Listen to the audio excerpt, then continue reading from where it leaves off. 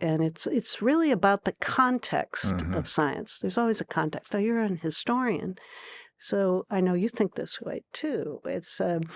There's broader things. There's history, there's societal, cultural, and very much political. No, totally. And, these days, of course, we're thinking a great deal about how the current relationship between science and politics and policy got established.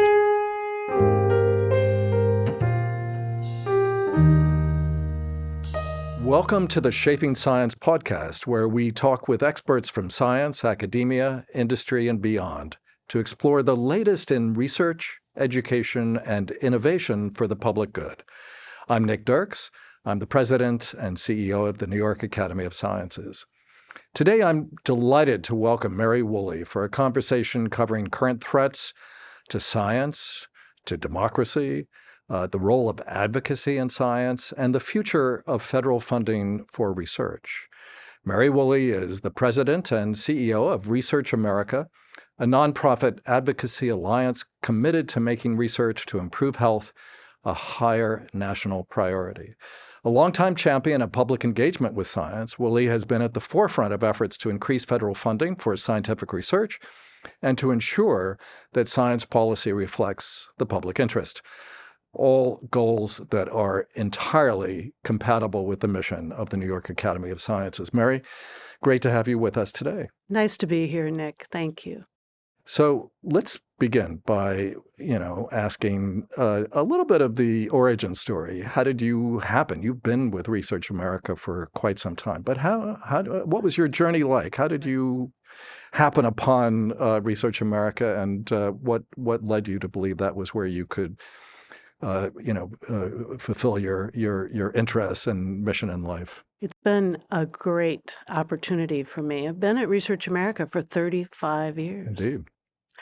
So before that, I was the CEO of an independent research institute in San Francisco, not associated with UCSF or anybody else, although it was born when it was born in the 50s, when Stanford decided to move its medical school, which was originally located in San Francisco, the city, down to the farm, Palo Alto. Mm-hmm. So 75% of the faculty stayed in San Francisco. And many of them had research programs. So they set up a new independent research institute that was adjacent to the hospital that took over, the same footprint, although it was renovated several times over. That's where I had spent the previous part of my career. As I say, I was a CEO, although I didn't start out as a CEO. Straight out of graduate school when I needed a job, literally, to figure out what I was going to do next, but I needed to pay some bills. I took a job at this medical center as the secretary to a PI for a new, large, as it turned out, NIH-funded clinical trial. I did have secretarial skills, which I've always been glad that I learned, but I had that's not what you went to graduate school for. That's not what I was in school for, and I figured this was just a temporary thing to put food on the table, if you will. But I had the good fortune, and I've had these all through my career, of having fabulous mentor in that PI, and he helped me right from the get-go. Just expand the duties that I was engaged on to the point that I became a co-PI and eventually, as I say, the CEO of the whole institution. So that was... So you stayed right there, moving from, being in the desk outside to being on the desk inside. On the desk inside, and I had lots of opportunities. The board of the institution kind of picked me out at some point and said, if you want to, instead of pursuing public health or some other kind of science, which I was then thinking about, because I sort of had that bug, they said, if you want to go on to the administrative side, which many scientists felt was the dark side, and still do. Well, many academics continue to think that way. Yes. Try to disabuse them, but... It's the truth. They'd think that. But they said, if you're willing to consider that, we'll support you to get some extra coursework under your belt, business-related courses, which I did not have in my background, and give you an opportunity here. And they did that. And then through a series of really hard to imagine situations, including someone dropping dead, and another situation. Oh my! Wow. Suddenly, I'm the CEO of an independent research institute and get to work. What does this mean? What do I do? So I realized quickly that there were other independent research institutes in the country, and I could learn from the experiences of other CEOs and other sponsors and donors and board chairs and so forth. And along the way, I met Jack Whitehead, who had founded the Whitehead Institute at MIT. Indeed. And we had a great connection. He was very helpful to me in learning some ropes, some ins and outs, because suddenly I was raised in the position of having to raise money as well as do all the other jobs that come with being a CEO. And Jack became a great friend. And he was also, at the time that I met him, thinking about setting up what became Research America. And to me, it was... I see. So there was, so Jack was part of... Jack was the origin of Research America. And he started thinking about in the mid-'80s, mid-late 80s. And it actually was launched in 1989. I see. And the first president and CEO was former Senator Lowell Weicker, who had lost his election. These are way back. Lowell Weicker from Connecticut. Right. And he lost his election unexpectedly to Joe Lieberman. And suddenly he was out of a job. So he was well known to Jack Whitehead. And so Jack and the rest of the board at the time, convinced Lowell to take this job and launch Research America. And he did. He was fabulous as the original CEO, really put it on the map. And by that time, I was in an advisory position to the group. But he didn't stay that long. He didn't stay long. He decided he needed to go back and, I think it's a good thing for the people of Connecticut. He decided to go back into public office, ran for governor, and won. That's right. So yeah, no. I was, I spent most of my youth in Connecticut, but during those years, I was actually at the University of Michigan, so I was watching from afar. But so he was the founding CEO, but didn't stay long, and then you were asked to come and take his place. And you've been there ever since. I have. But it was a big change for me. So you were moving from California to the East Coast. California to the East Coast, although I didn't move. I commuted for 8 years. My family was still, the kids were still in high school and so forth. And so I commuted for a long... Now, today we take it, as ordinary that people commute for their jobs, including long distances like that. Well, we use video conferencing now in a way that was not available. It was not available in those days. So, but it was splendidly engaging right from the get-go. And the reason for that is that I've always had a very strong affinity for things political, including I had the opportunity to shake JFK's hand when I was in high school, which is a fun thing because he spoke in my high school when he was running for president.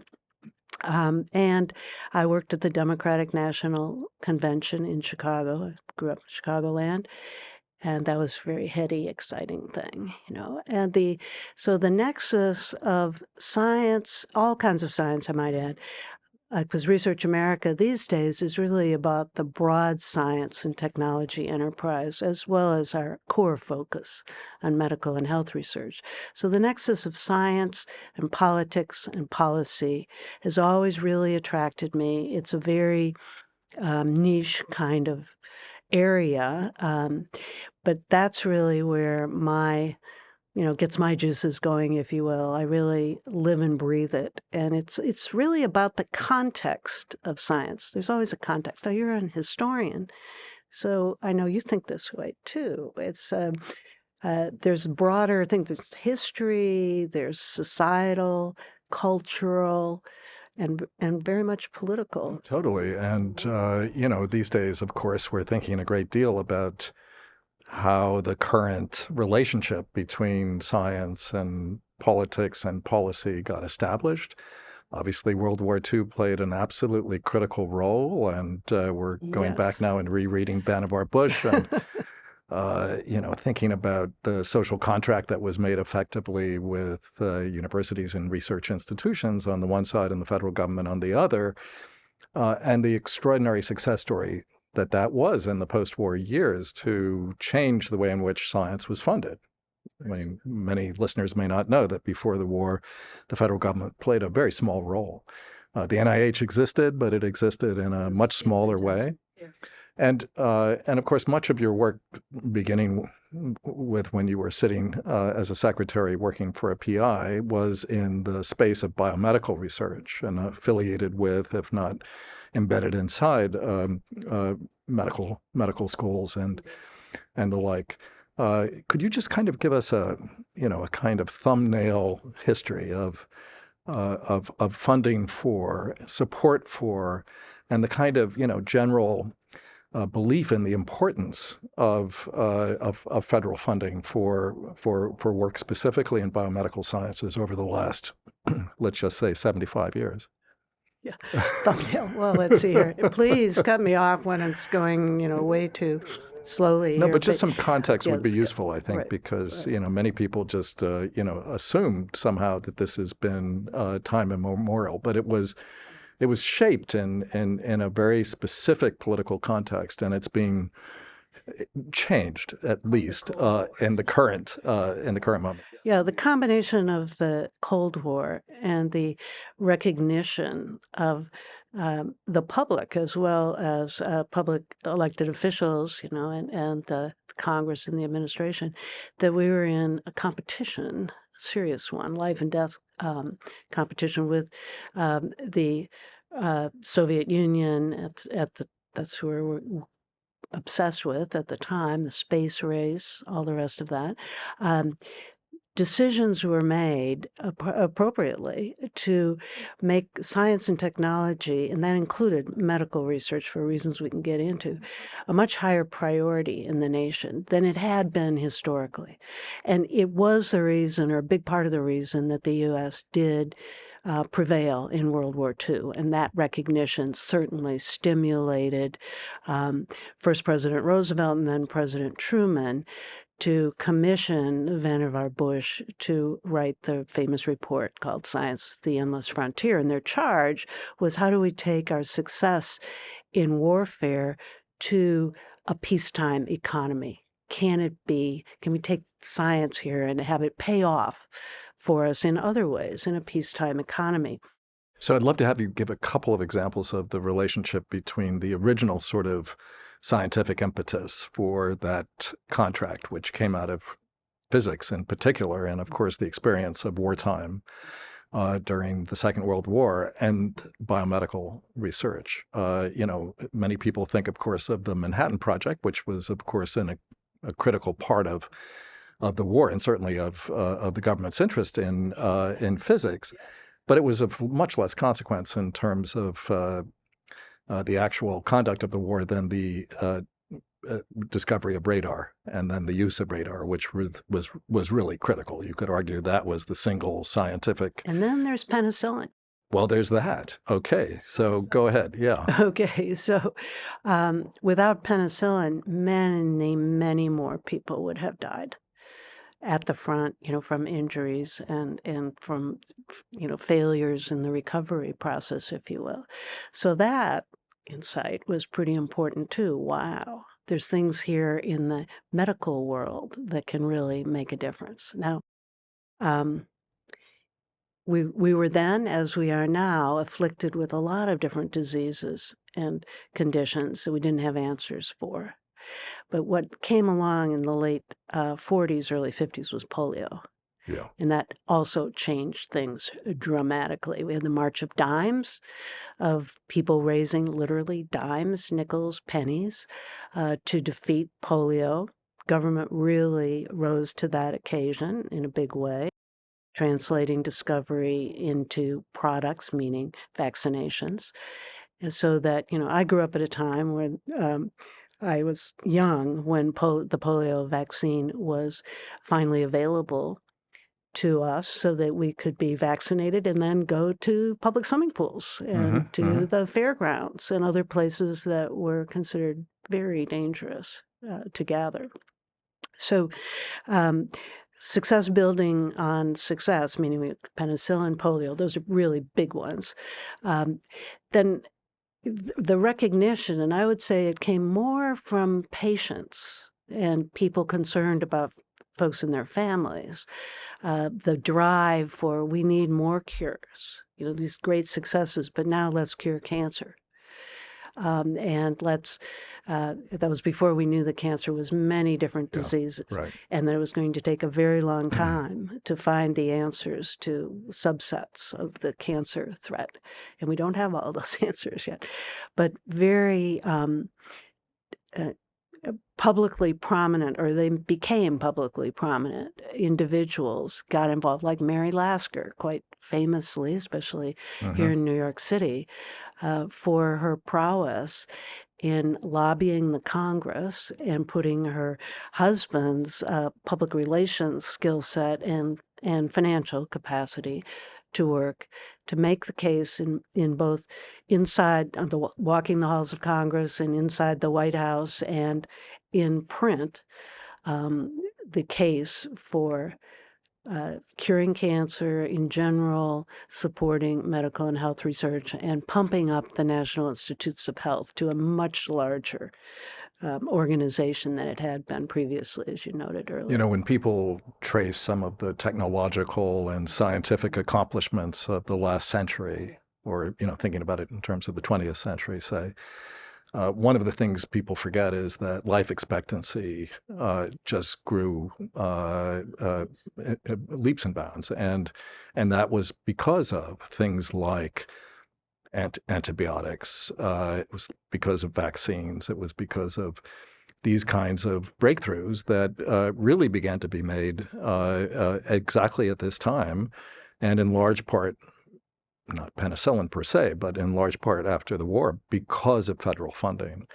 And so America became a leader in terms both of scientific breakthroughs, healthcare, and public health. There was another factor there that I like to reflect on sometimes about becoming a leader, global leader, because we weren't always. I mean, Germany, for sure, and the UK had been leaders before the war and continue to do, to this day, to do outstanding work in science of all kinds. But the war really made a difference to their capacity.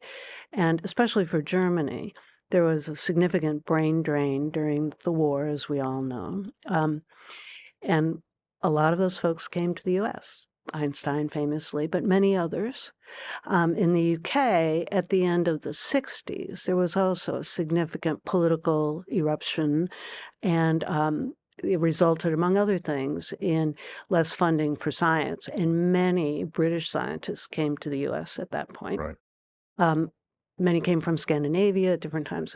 So the point being that, number one, we didn't have the same competition that existed pre-World War II in terms of the U.S. trying to carve out a place to be a leader in science that we did have. We enjoyed that, frankly, benefited from it after World War II. Then if you think about things today, fast forward, we're looking at a reverse brain drain. Yes, no, indeed. I mean, everything you're talking about, vaccines, a commitment to federal funding for research, including biomedical research, life expectancy, and indeed, global leadership, not only in terms of what we do, but who is doing it here. That is to say, we have had access because of our institutions and because of our national interests to global talent all over. the world who will come here if given the opportunity and help contribute to this extraordinary research apparatus that we've been supporting. So we've taken that for granted for a very long time, yeah. even as the competition, so to speak, global competition has really revved up, taking a page from the U.S. playbook, straight out of Vannevar Bush and if further iterations of how the U.S. has maintained its extraordinary global leadership for a very long time. So let's just hold on the present just for a little bit, and then we'll get here, and we'll get here soon. But let's fast forward at least to 1989. Jack Whitehead establishes Research America. A very notable political figure is brought in to launch it. But what were the dominant kinds of things that Jack and you and others were thinking about as you established Research America, and how did you formulate its mission at that particular moment in our history?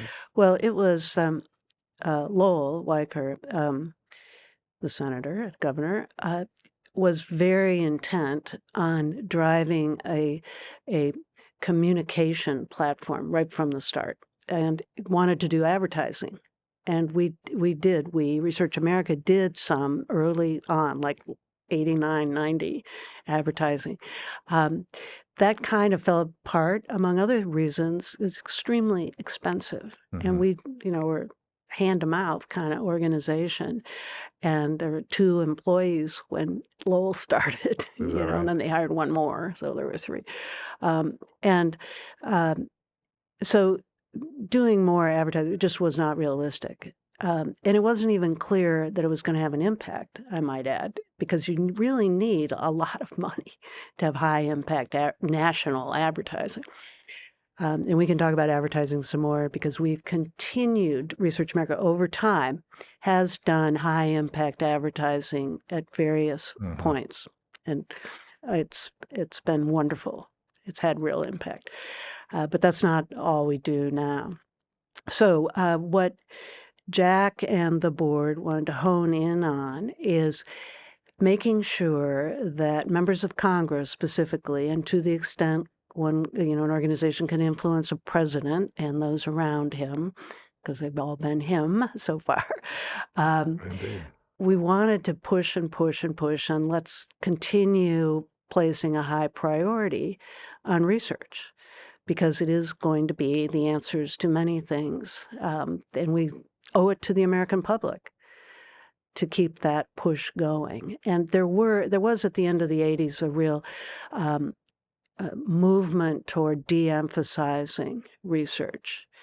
And it would go up and down, kind of depending, not surprisingly, who's in the White House, who is in the Congress. Less about political parties, actually, almost well, there never used to be about bipartisan support for scientific research. Exactly. Yeah. So that wasn't an issue particularly.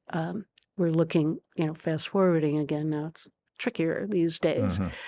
But the American public is not actually split on science. But there must have been a sense in 88, 89, 90 that that the public needed to understand better what the benefits of actual research was. Well, that's a long-standing view of people, especially in academic science, but broadly, anybody in science believe that the public should understand more. I don't subscribe to it, Nick. I know, and especially today, anybody in the, quote, public, and there's lots of different types of public, of course, can find out anything you want to know. You have a phone in your pocket, a computer in your pocket, and I have one in my bag here. Anything you want to know? Oh, I haven't thought of that word before. I've never seen it before. I wonder what it is. Is it about science? You can find out right now. And if you need to know something, we all know how to access information. Trickier to know whether it's good information or bad information, but arguably that's always been the case. You're going to believe your Aunt Mildred, or you're going to believe, a science journal that you can access in a library. or your neighbor, or you have all these different ways of getting information on any area of science. In medical science, it's your doctor ordinarily where you're getting information, or your healthcare provider, whomever it may be.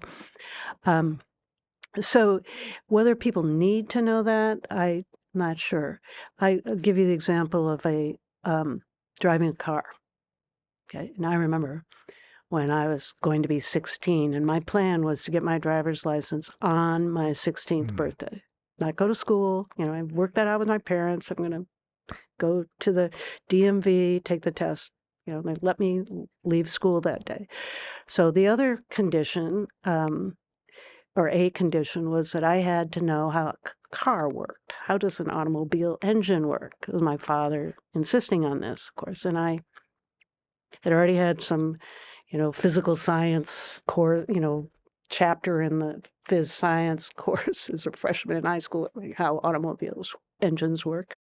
So I made my way through that, quote, passed the test on how the car works, the engine works.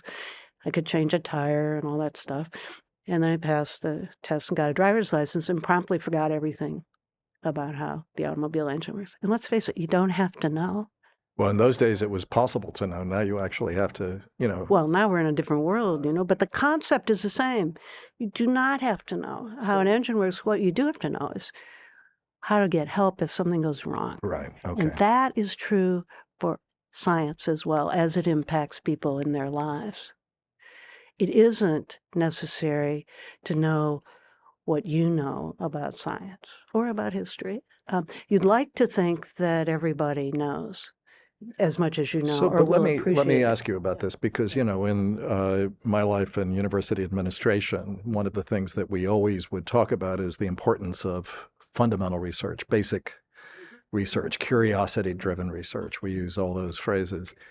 And we would often have to give examples of how that kind of research, which, you didn't know what it was going to lead to, often would lead to the most extraordinary applied results.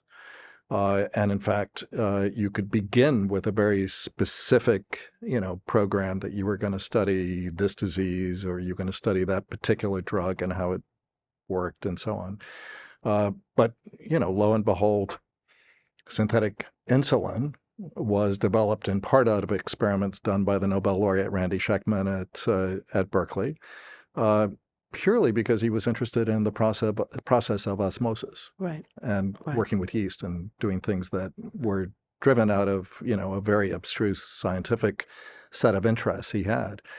I understand and agree that the public doesn't have to understand. They have to read the scientific journals and so on and so forth.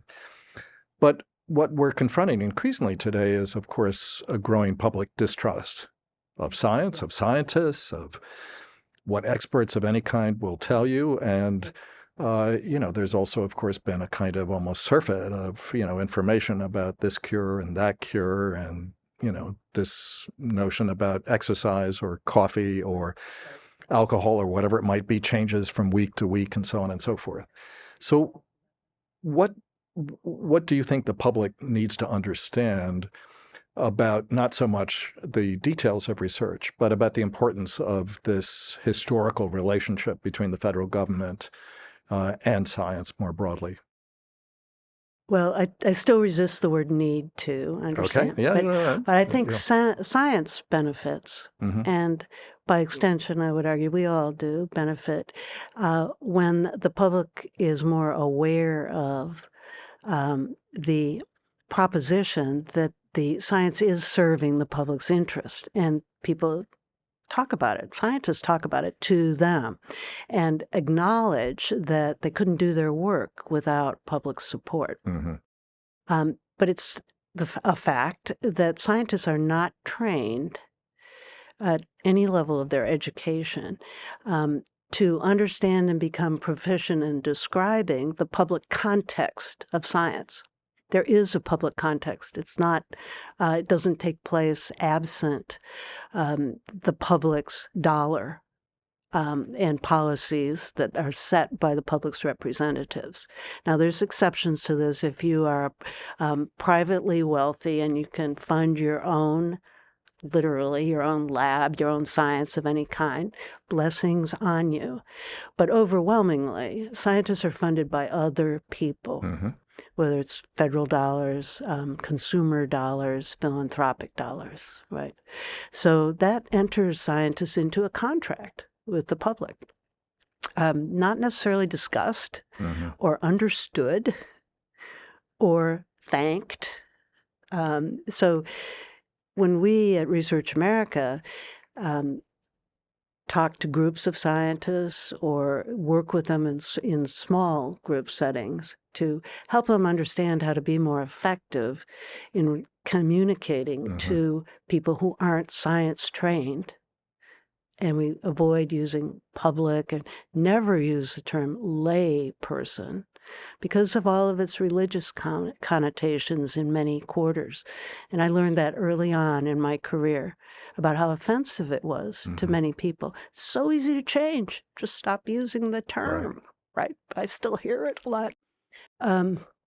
So you're just talking to people who don't have the same training you do, but have the same concerns about wanting to be healthier, wanting to eat healthy food, drink clean water, breathe healthy air, feel secure in their nation. The whole defense apparatus depends on science in so many ways, including for a healthy defense workforce, but in other ways too. Huge ways, science and technology, defense, keeping our planet alive and thriving for future generations. So just, science is everywhere, yes. What we do about it is do a better job connecting scientists to non-scientists. I've got some statistics here that I'm going to reference so I don't get them wrong. So we've long known that science is essentially invisible to the American public. And that gives rise to false narratives, among other things. But mostly it's just invisible in the sense of never think about it, right? So what are some indications of that?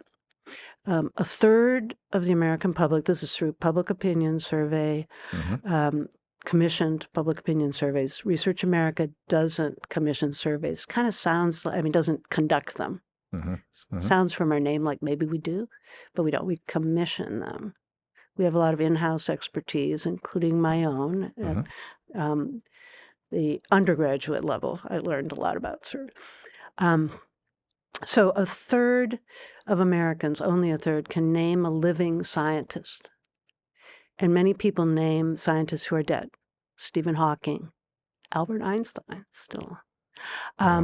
Only 43% can name any institution, company, or organization that conducts scientific research. That's not a hard question.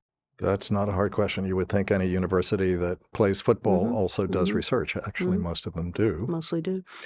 That's not, however, what most people will say. 43%. It's a little bit higher if the question has medical research instead of science in there, but it doesn't reach 50%. Only half of Americans agree that science and technology is conducted in all 50 states. Think of the political implications of that one, Nick. That means that half of the Senate and a portion of the Congress, the House, not half, but okay, a portion of the House, have elected representatives whose constituents don't know that there's science and technology in their state. That's a pretty big political that is extraordinary. reality. Yeah. These numbers, these percentages haven't changed for many, many years. Now, in the good news department, a little over 2/3, and it varies from year to year, sometimes as high as 90%, are favorable to basic science funded by the federal government. And the full question makes it perfectly clear that it's not driven by basic science, meaning no outcome expected in the near future. That's not the exact wording, but it's very clear. And sidebar here, we've done focus groups in the past, not recently, but in the past that indicate that people are all in favor of basic research. Favorite quote is, of course, you can't have applied science if you don't have basic science first. And, that's kind of what scientists do. I mean, vague statements like that. But we did enough of those focus groups to realize we don't have to do anymore. I see. And that statistic of at least 2/3 favoring, supporting basic science, supported by the federal dollars, your tax dollars, it's fine. So this myth, it is a myth, street myth, that many scientists carry around in their head that the public doesn't support basic research, has no data behind it. None. It's anecdote. That's fascinating. Yes, no data.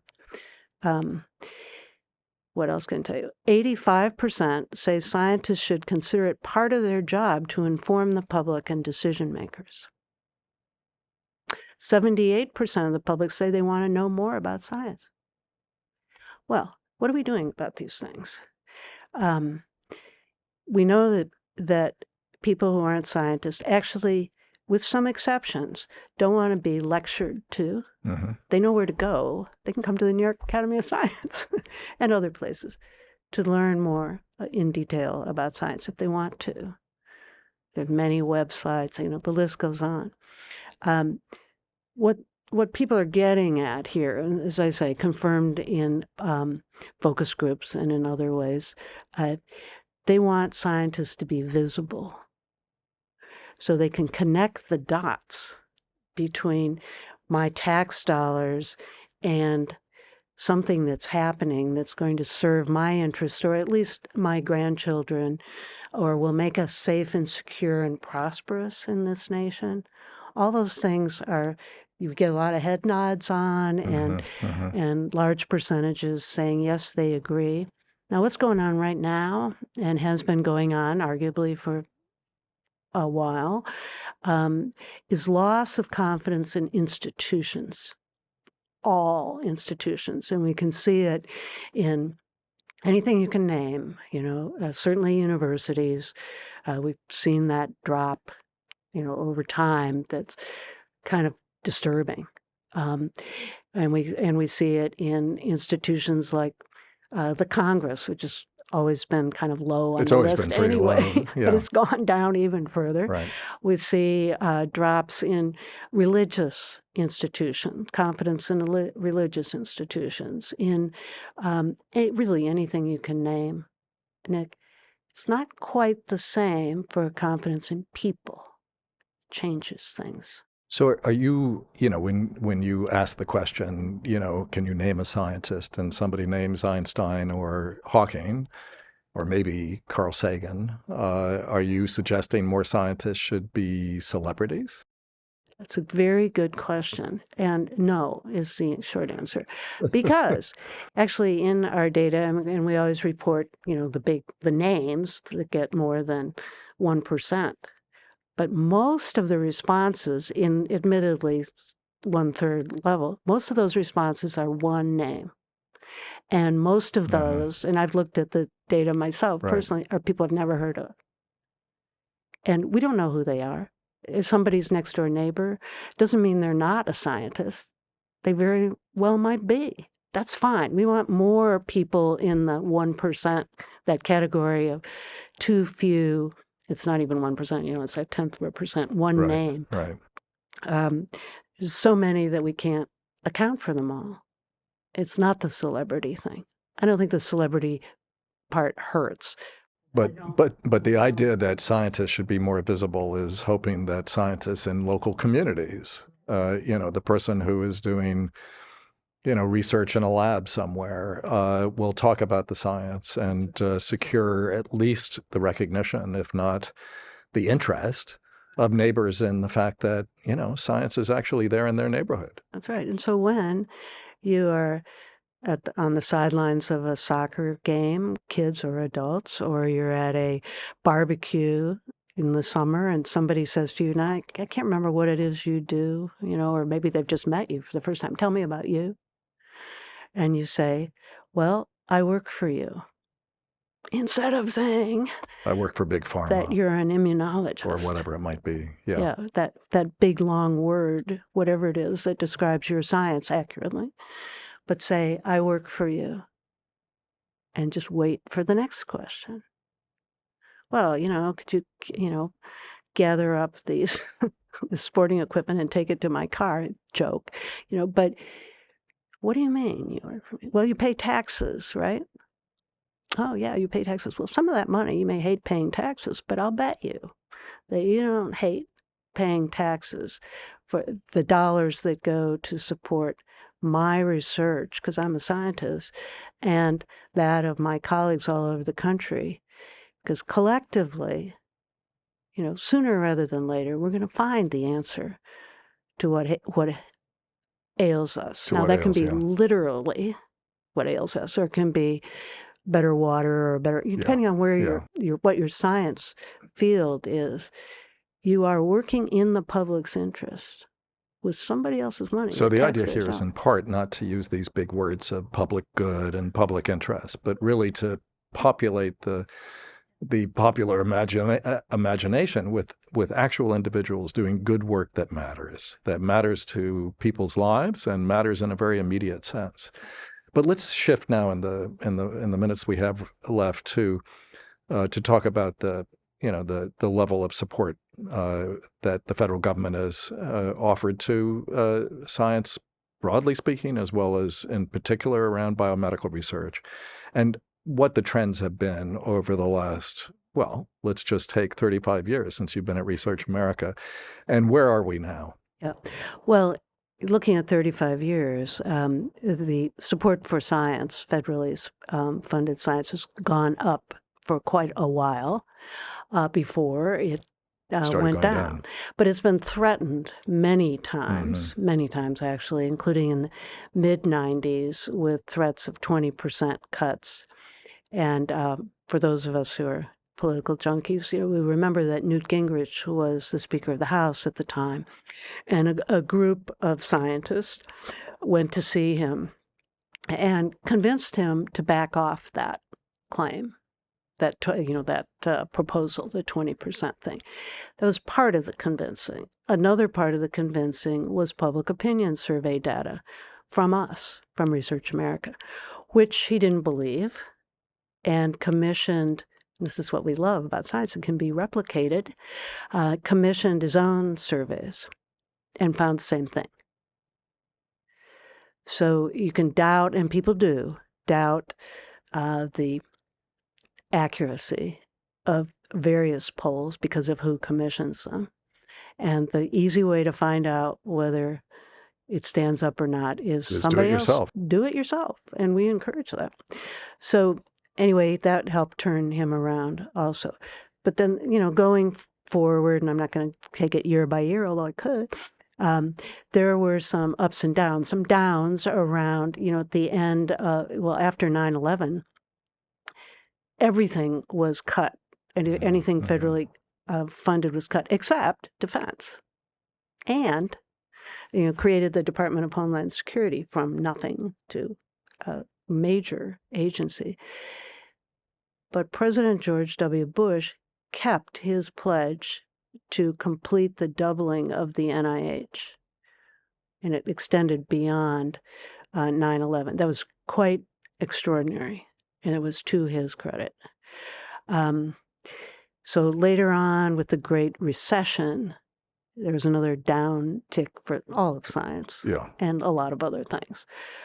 Some extraordinary individuals, especially in the Senate, started working right away to pump up the funding again. And so there were some ups and downs during the course of the teens, the 20 teens.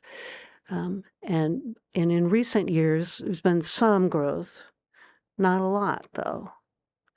And as we've entered the year 2025, we're seeing the opposite of growth. as I think we all know, we're seeing major cuts and a whole new philosophy of who should be doing science, with more emphasis on the private sector. Now, there has obviously been a huge growth in private funding for science over the same years that the federal budget has been either relatively flat or, going, as you just described, a little bit up and a little bit down. But what is your view? Is it really plausible to believe that science can be fully funded by the private sector? And what are the consequences, do you think, of this current set of really, really draconian cuts, not just for science in America, but for America's security going forward? Because you started with the Cold War. We now know that Chinese universities, Chinese research institutes are getting the benefit of the equivalent of a Vannevar Bush kind of endless frontier. How do you see the current environment? Well, you answered part of your own question, of course. The consequences for defense and security of this country of taking our foot off the gas in funding science and innovation is huge. I'm fond of quoting John Hamre, who is the president of CSIS, the Center for Strategic and International Studies, former Undersecretary of Defense. And CSIS is just populated by defense people, former defense people.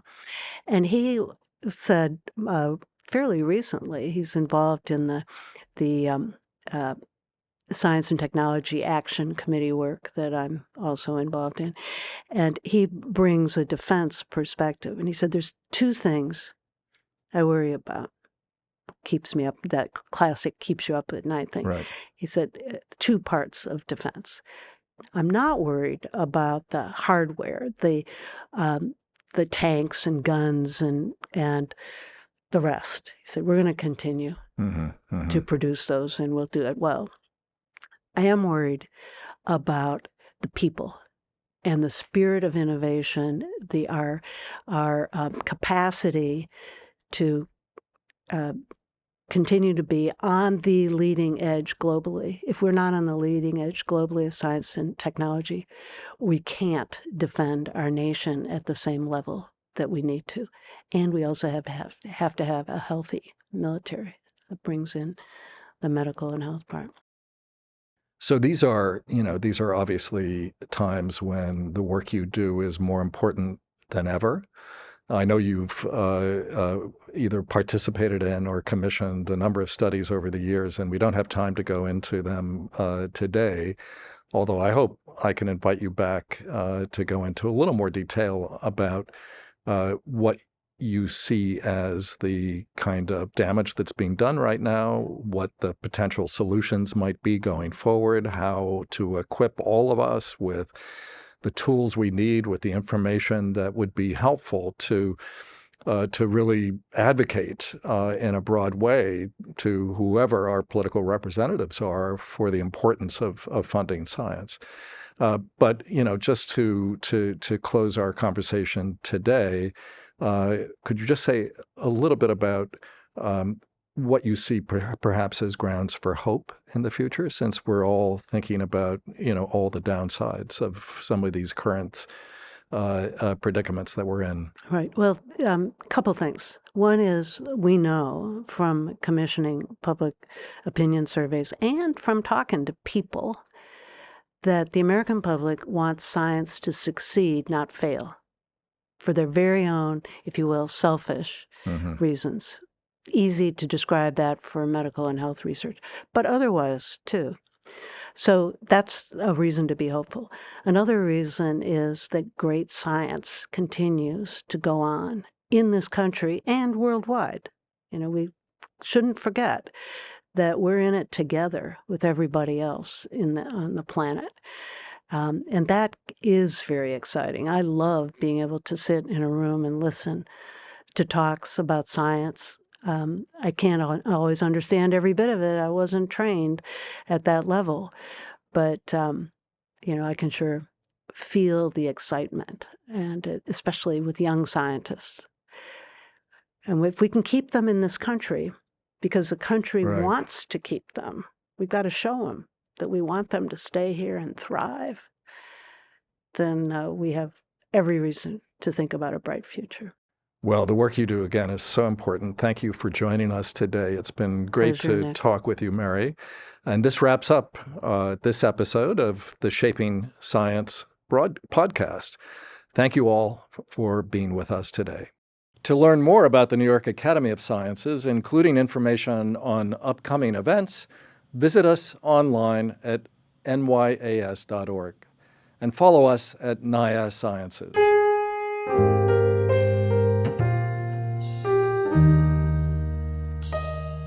Shaping Science is made possible with the generous support of Tata Sons.